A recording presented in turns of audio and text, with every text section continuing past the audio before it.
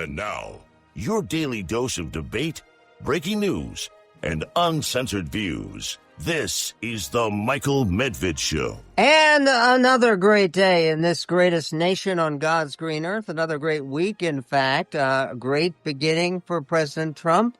Earlier, on Sunday, yesterday, the president announced a new round of talks with Iran. Iran hasn't agreed to it yet, however.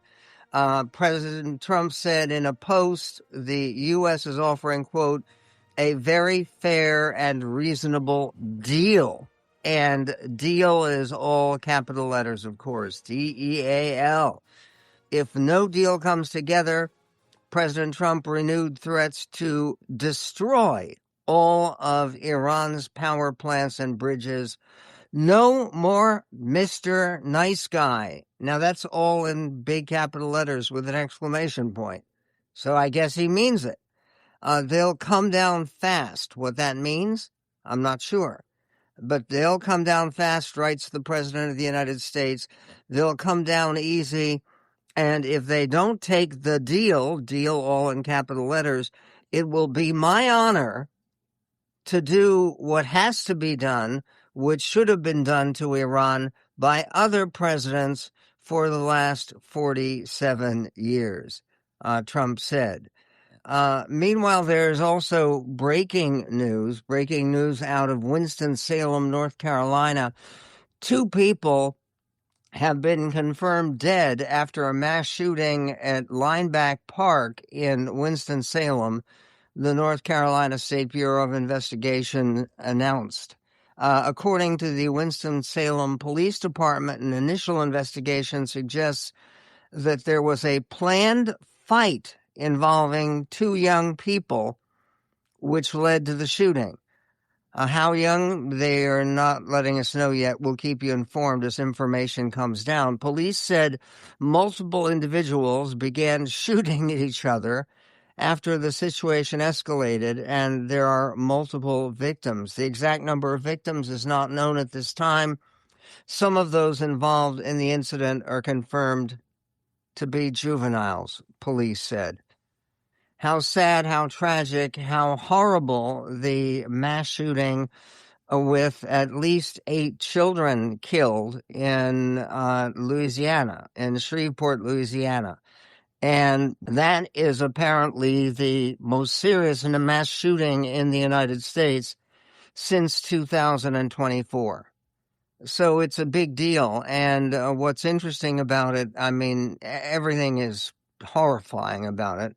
But what's particularly notable is they've identified the killer as a father of 7 children, at least. Some statistics say there were even more. A father who was also a former National Guardsman and somebody with some history of misusing weapons. We will get to that story again as more breaks and more comes down. Concerning the international gunplay and violence and struggle and war, President Donald Trump announced, in addition to his announcement yesterday about a new talks going on with the Iranians, we hope, but President Trump also announced that a U.S. naval guided missile destroyer fired at and seized an Iranian-flagged cargo ship in the Gulf of Oman that the U.S. had previously sanctioned. In a Truth Social post, the president said that the USS Spruance, named after a famous admiral of the World War II era, said that the USS Spruance intercepted the vessel and ordered it to turn around, which it refused to do, prompting the American warship to, quote, stop them right in their tracks by blowing a hole in the engine room. Iran accused the U.S. of engaging in maritime piracy and pledged to, quote, soon respond to what the regime described as a violation of the ceasefire agreement, which was running out of time anyway. Trump said yesterday that a U.S. delegation was en route to Islamabad, Pakistan, for another round of negotiations with Iran, which Axios reports is once again a delegation is led by the Vice President J.D. Vance. The same day on Truth Social, President Trump once again threatened to destroy, quote, every single power plant and every single bridge in Iran unless the country's negotiators agree to America's terms. And there's an editorial in the Wall Street Journal, an op-ed that made, I think, a very good point, which is a lot of people have been looking at this talk about ending Iranian civilization or knocking out all the power plants or knocking out all the bridges, talking about it as war crimes. And the point that they make in the journal is it's not a war crime to make a threat. If they go through with it, then you've got a war crime situation. But a threatened war crime is not itself a crime. There is also this from the New York Times. The latest on the Iran peace talks, despite sending mixed signals in recent days, both the United States and Iran gave clear indications today that they are planning to send negotiators to peace talks in Pakistan this week. Vice President J.D. Vance is expected to leave Washington for Islamabad tomorrow. That, according to 2 U.S. officials and 2 Iranian officials, who said that Mohammad Bagher Ghalibaf, the influential political and military figure, he's the Speaker of the Parliament of Iran, such as it is. He attended the last round of talks, did Mohammad Bagher Ghalibaf, and he apparently is planning to be there this time, too, to reunite in conversation that took 21 hours last time Vice President Vance and Ghalibaf got together, which they're going to be doing tomorrow. A new round of talks had been increasingly in doubt as the countries traded threats over the weekend and as their 2-week ceasefire neared its expiration, not to mention the exchange of fire involving this ship on the Gulf of Oman. There will be more about that. The Wall Street Journal is reporting that the U.S. military is preparing in coming days to board Iran-linked oil tankers and seize commercial ships in international waters, according to U.S. officials, expanding its naval crackdown beyond the Middle East. The planning comes on as the Iranian military continues to tighten its grip on the Strait of Hormuz, attacking several commercial vessels on Saturday as it declared the waterway was being strictly controlled by Iran. The development sent shipping companies scrambling a day after Iran's foreign minister said the strait was fully open to commercial traffic, an announcement that was welcomed by President Trump. So is it open to commercial traffic or not? We don't know. We also don't know the state of the ongoing sniping back and forth between Vice President J.D. Vance, who has been a Catholic now for 7 years. He converted to Catholicism. And the leader of the Church of Rome, the Pope Leo XIV, the Pope, and pulling back after being warned by J.D. Vance to be very careful about talking about theology. Okay, if the Pope doesn't talk about theology, what kind of Pope is that? We will get to more on this and to the divine right of presidents. Is there such a thing? David French asked that question. We'll get to that and more coming up on The Medved Show.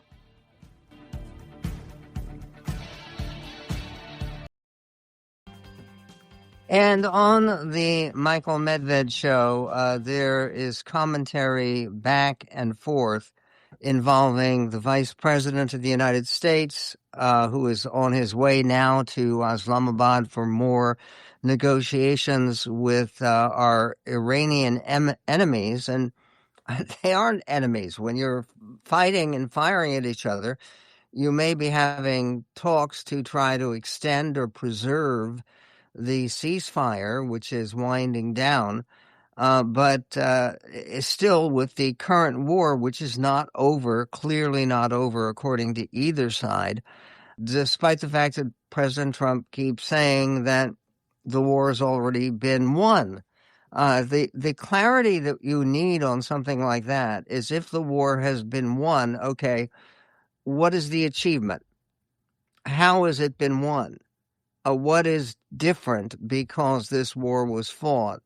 And what is it about, for instance, the Strait of Hormuz, that looks like there's an agreement? An agreement would be highly, highly desirable and appropriate.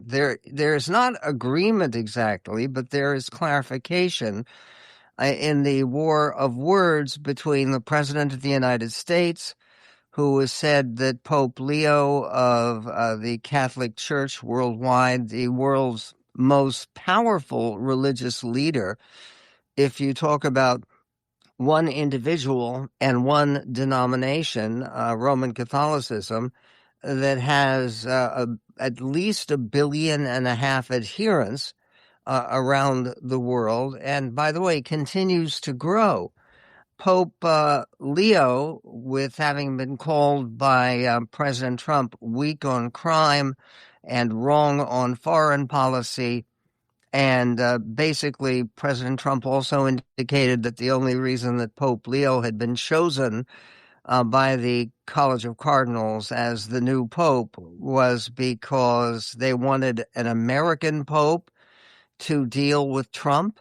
And he said now repeatedly on his Truth Social website that Pope Leo was only there and only in power in the Vatican because of Trump. He was the guy behind the guy. And here is Pope Leo on his trip. It's a ambitious and moving trip throughout Africa, where the church has been growing dramatically. And he talked about a clarification of his tensions with President Trump, addressing. There's been a certain narrative that has not been accurate in all of its aspects, but because of the political situation created when on the first day of the trip, the President of the United States made some comments about myself. Much of what has been written since then has been more commentary on commentary, trying to interpret what has been said. Just one little example, the talk that I gave at the prayer meeting for peace a couple of days ago was prepared 2 weeks ago, well before the president ever commented on myself and on the message of peace that I am promoting. And yet, as it happens, it was looked at as if I was trying to debate again the president, which is not my interest at all. That is led to this comment by J.D. Vance, posted on X. And he writes, I am grateful to Pope Leo for saying this. While the media narrative constantly gins up conflict, and yes, real disagreements have happened and will happen, the reality, writes the vice president, is often much more complicated. Pope Leo preaches the gospel, as he should, and that will inevitably mean he offers his opinions on the moral issues of the day. The president and the entire administration work to apply those moral principles in a messy world.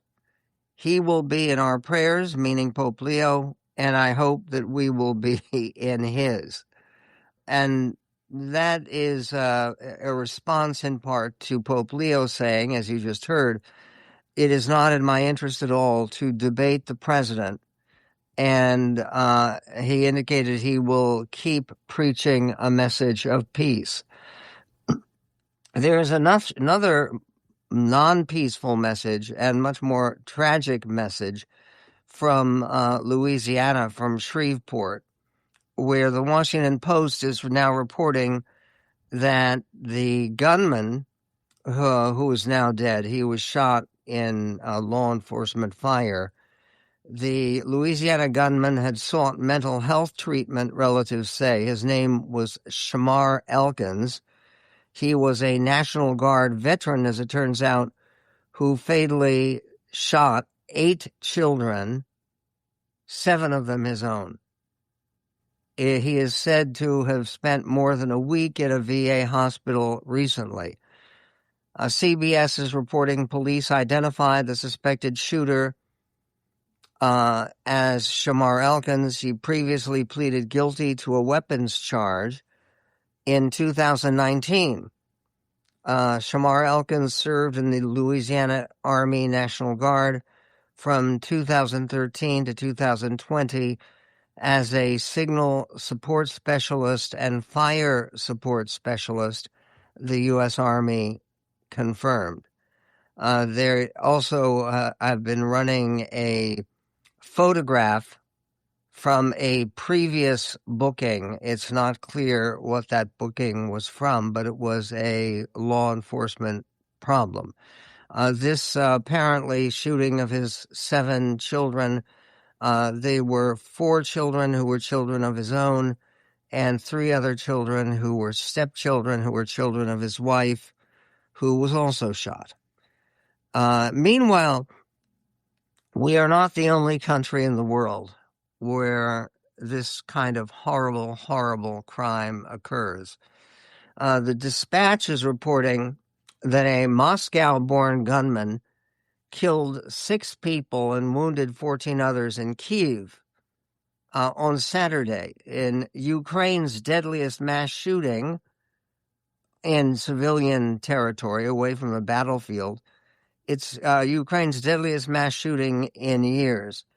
The 58-year-old attacker, who previously had lived for years in the eastern Donetsk region, one of the main theaters of the war with Russia, set fire to his apartment before walking into the street with a legally registered rifle and opening fire on passers-by at close range.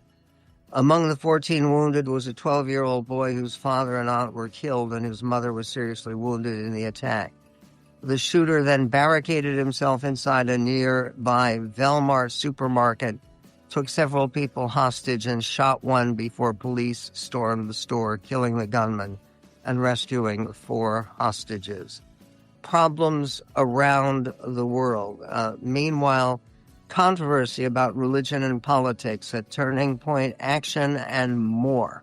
Coming up here on the MedVed Show.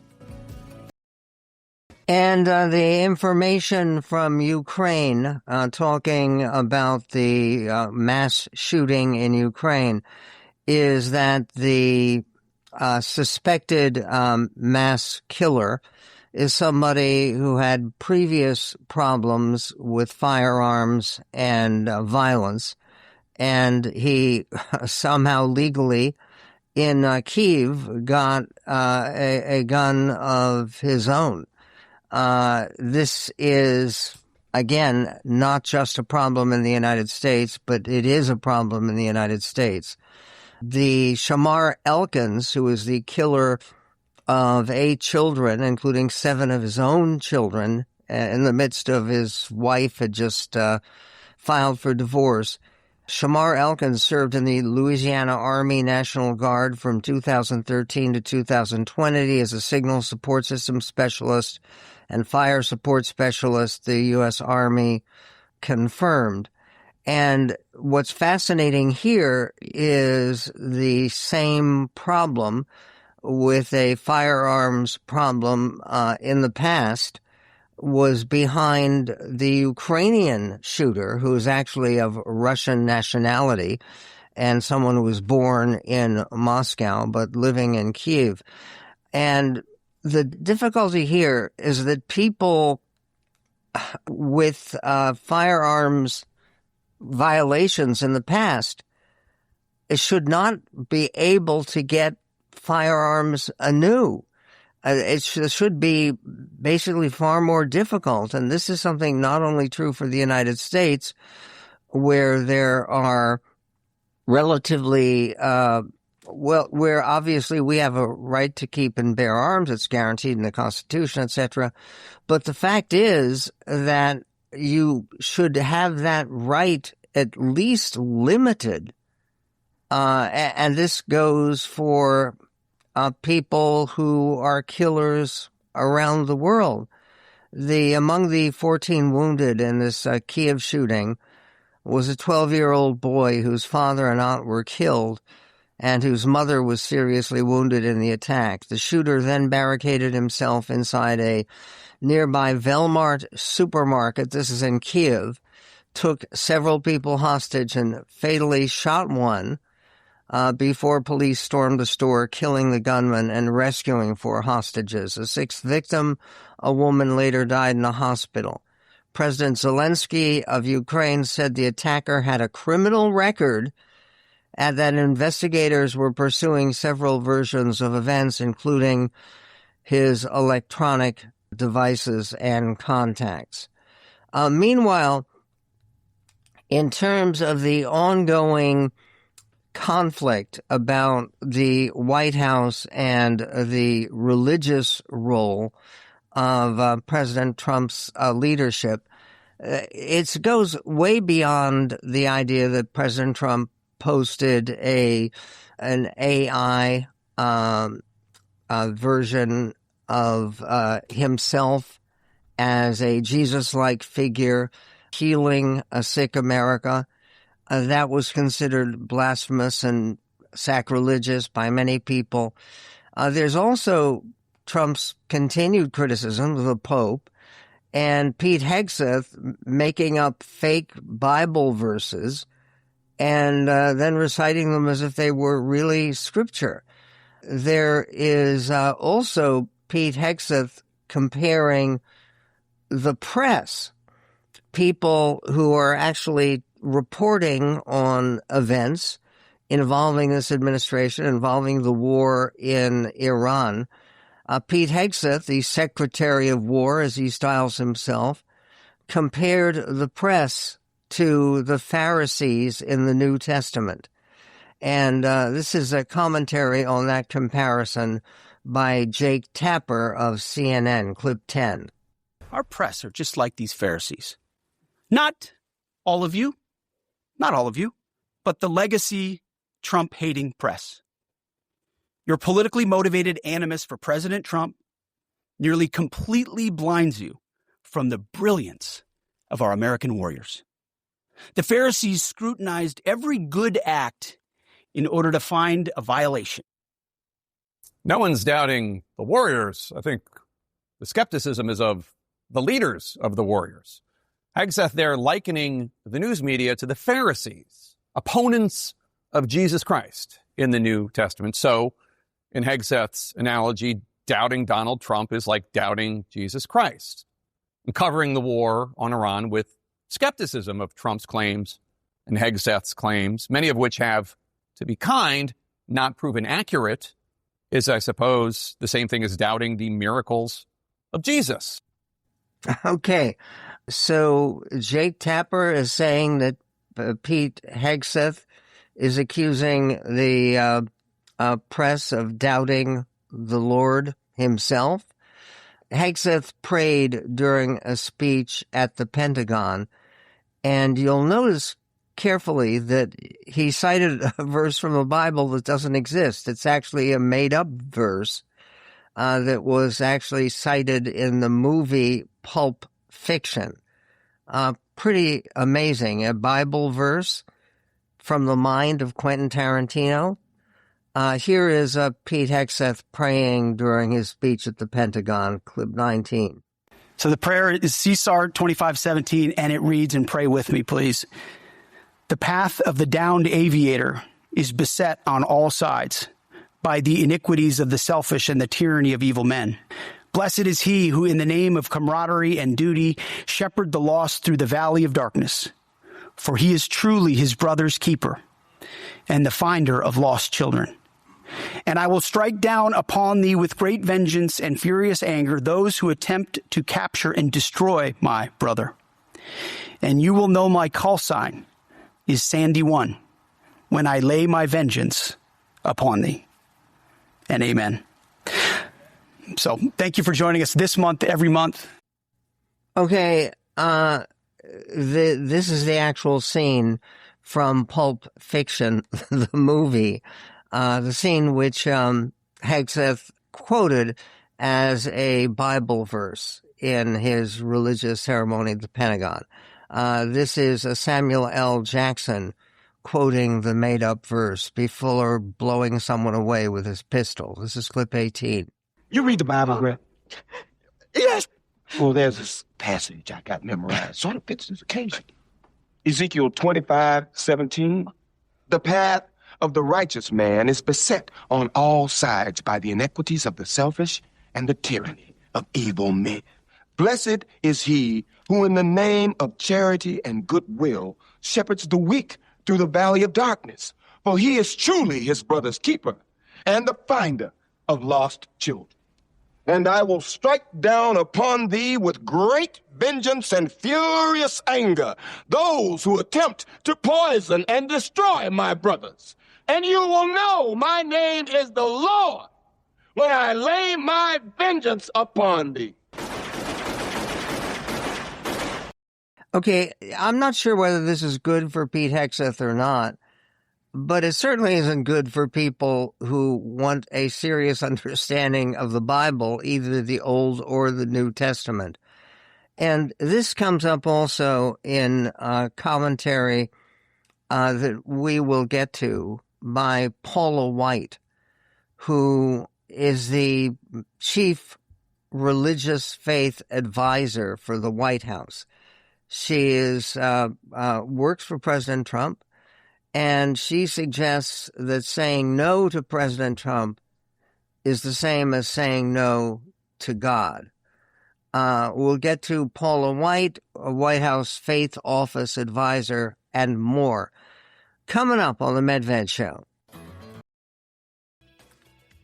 And on the Michael Medved Show, there is a new controversy involving a reaction to the White House Faith Office advisor, Paula White, who is a prominent evangelical Christian leader and spokesperson. What's fascinating about this is when you have the White House Faith Office, the question is that an office that the White House uses to promote religious faith generally, or to promote faith in the President of the United States, Donald J. Trump?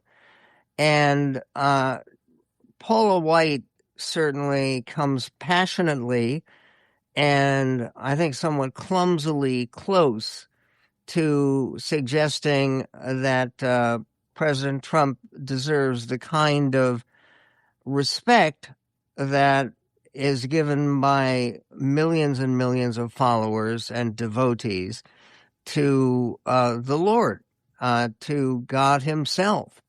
And this is not just the image of Trump as Jesus that Trump went ahead and posted on his Truth Social and that then took down because of the embarrassment. This is actually a definition of what it means to say no to President Trump. This is clip 16. Because one thing I said, I'll never do politics. But when it came down to it, it wasn't about doing politics. It was about an assignment to say no to President Trump would be saying no to God. And I won't do that. I won't do that. She was talking about taking the job with the White House Faith Office. There's a prohibition in the Ten Commandments about using the name of the Lord in vain. And the idea that she became convinced that saying no to President Trump would be in any way the equivalent of saying no to God, that's crossing over a little bit clumsily, don't you think, into the world of the Big Ten? I mean, commandments that are given to human beings, and that would include human beings in politics and in preaching as well. There's also more in this regard concerning J.D. Vance, because the vice president, right before he heads back to Islamabad for more negotiations with Iran, has been trying to patch things up with Pope Leo.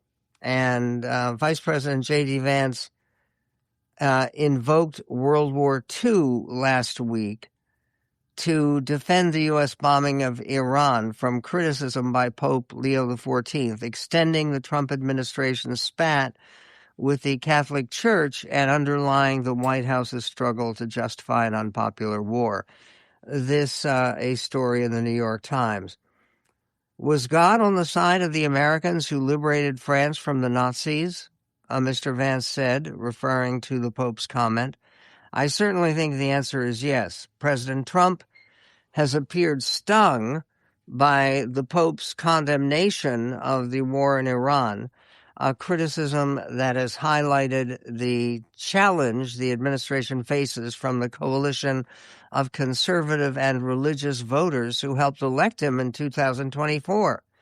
The president lashed out at the Pope on Sunday on social media and called the first American-born pontiff ever, quote, weak on crime and terrible for foreign policy.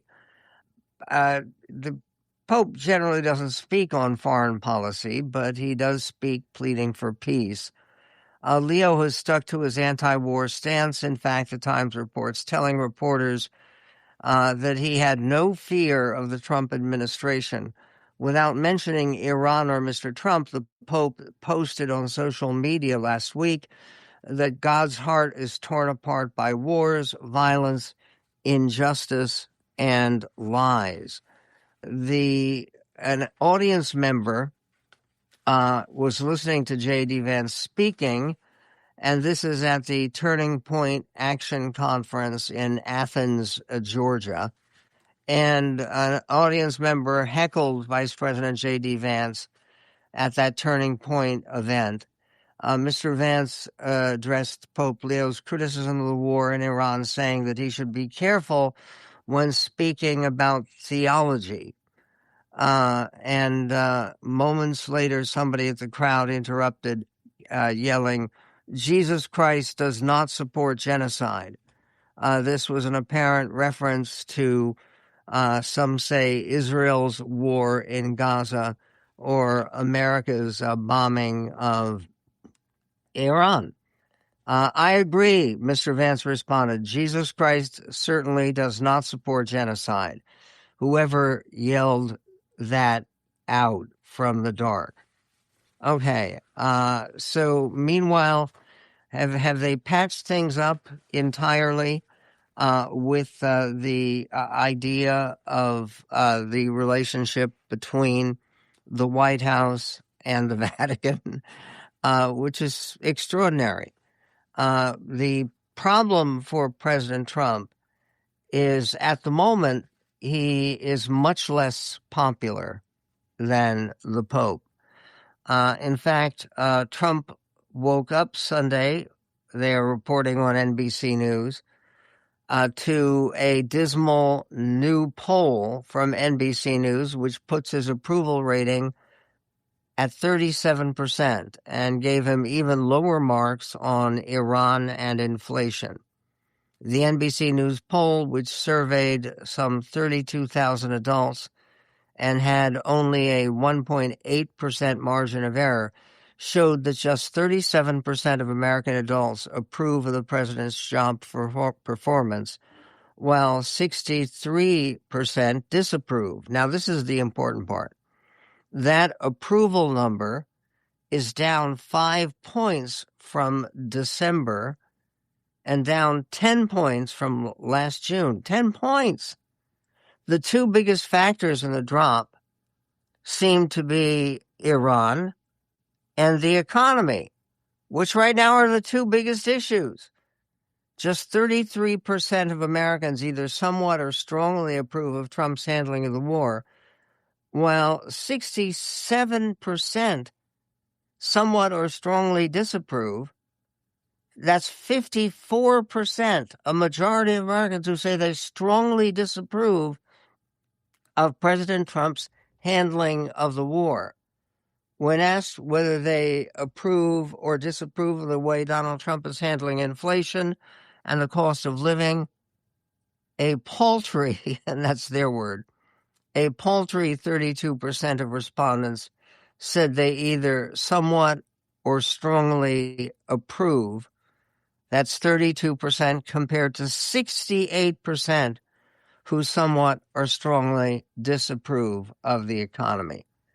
And what's interesting about all of this is David French does a new opinion piece, which is just hit. And it's under the title, The Divine Right of Presidents is a Dangerous Idea. And he brings up this wonderful memory that I think is worth recalling, that in January 2024, the same year that, beginning of the same year, where Trump ultimately won his way back to the presidency, Donald Trump supporters made a video called God Made Trump. It was in the style of Paul Harvey's famous speech, So God Made a Farmer. It even included a simulation of the legendary broadcaster's voice, and it began like this. And on June 14th, 1946, God looked down on his planned paradise and said, I need a caretaker. So God gave us Trump. For more than 2 minutes, the video waxes eloquent about Trump's alleged virtues and then declares that he's a shepherd to all mankind who won't ever leave nor forsake them. Trump liked this video so much that he shared it from his Truth Social account. And at a White House event on April 1st, a few days before Easter, Paula White Cain, an evangelical Christian pastor, called Trump the greatest champion of faith we've ever seen in a president and compared his story to Jesus Christ. So where do we go from here? We go to how to handle this war for this greatest nation on God's green earth.